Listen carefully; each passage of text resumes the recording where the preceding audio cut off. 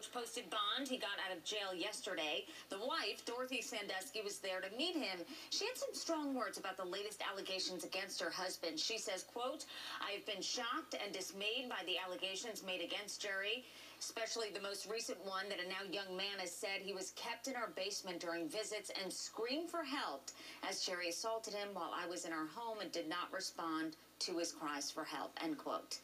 Sandusky's wife says she believes her husband is innocent of all charges. Sandusky has denied them as well. Beth Karras, correspondent with In Session on True TV, joins us from the Penn State campus. And Beth, Sandusky's, they have been married for 45 years. As I said, she denies that her husband did anything wrong. But I'm wondering, could she face charges as well based on what the latest allegations are?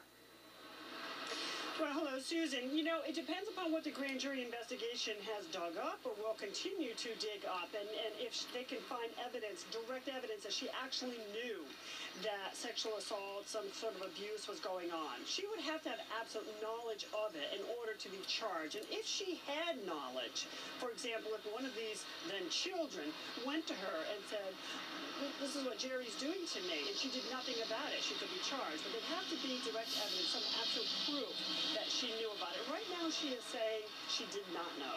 Beth, the preliminary hearing is set for Tuesday, and as I understand, Jerry Sandusky and his attorney right now are meeting at Sandusky's house to discuss what will go on Tuesday. Will all the accusers be there? Take us through a preliminary hearing.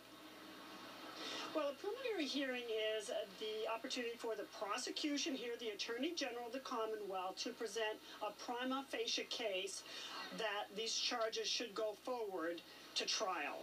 Now, a prima facie case is more likely than not. It's basically a probable cause finding. We see this happen in other states. It is not a full-blown presentation of evidence like at a trial.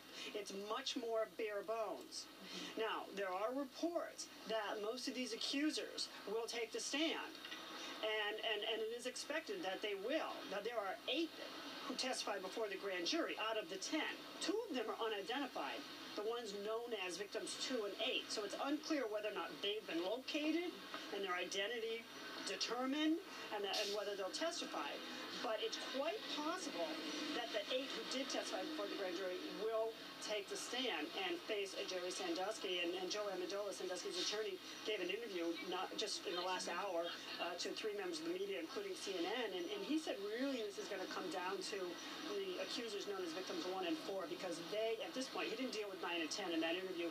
1 and 4 have the most serious allegations of that first complaint. And Beth, Jerry has not been shy about speaking out to the media, as you know. Will we hear from him on Tuesday? Did you say Jerry Sandusky? Yes. Will we hear from him? No, we're not going to hear from him. I mean, theoretically, I guess he could take the stand, but that's not his opportunity really to put on a defense. He's going to wait and hear what all these accusers have to say about him to prepare his defense.